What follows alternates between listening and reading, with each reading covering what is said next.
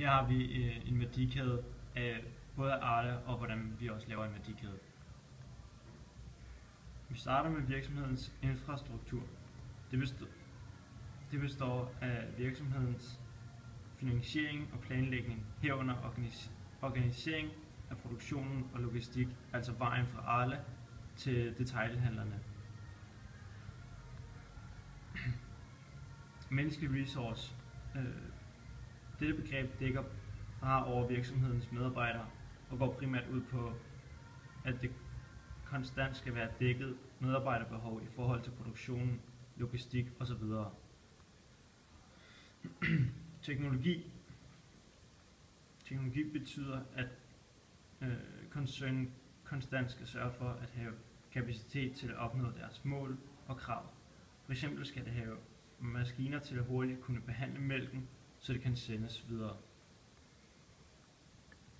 Indkøb. Her dækkes over for koncernen skal sørge for at indkøbe den rette mængde til deres salg og sørge for at leverandørerne er på plads. Indgående logistik. Her er processen, hvor koncernen sørger for at modtage og lagre deres råvarer. Fremstillingsprocessen består af design og sørger generelt for at få færdige produkter. Udgående logistik. Heri er ordremodtagelsen og sørger for at distributionen til klienten. Markedsføring og salg. Heri er 3 af de 4 P'er. Price, promotion og place sørger altså for at markedsføre koncernen og deres produkter, fastsætte priserne og sørge for at distributionen er hurtigst muligt. Service. Under service er det bare generelt kundevejledning, det vil sige ombytning, reparation osv. Så tager vi den af Arla. Arla planlægning af deres produktionsmængde og generelle logistik. Vejen fra Arlas mejeri til detailhandlerne. Menneskelige ressourcer. Arla sørger for, at medarbejderne til produktionen også er i balance med, hvad der reelt bliver produceret af råvarer. Teknologi.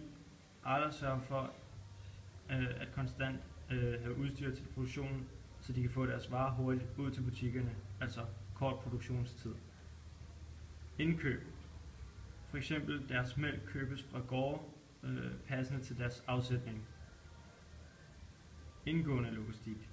Her sørger Arla for at modtage råvarer fra gårdene og lagre det indtil det benyttes i produktionen. Fremstillingsprocessen.